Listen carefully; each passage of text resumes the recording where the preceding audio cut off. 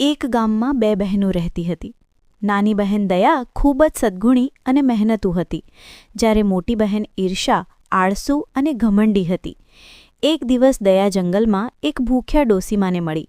દયાએ નિસ્વાર્થ ભાવે તેમને પોતાનો રોટલો અને પાણી આપ્યા.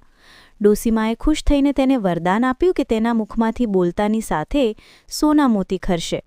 આ જોઈને ઈર્ષાને ખૂબ ઈર્ષા થઈ. તે પણ વરદાન મેળવવા ડોસીમા પાસે ગઈ, પરંતુ તેણે ડોસીમા સાથે ઘમંડભર્યું વર્તન કર્યું અને માત્ર વરદાનની માંગણી કરી. ડોસીમાએ ઈર્ષાનો ખરાબ સ્વભાવ પારખીને તેને શાપ આપ્યો કે તેના મુખમાંથી બોલતાની સાથે ગંદા કીડાજંતુઓ ખરશે. ઈર્ષાને પોતાની ભૂલ સમજાઈ.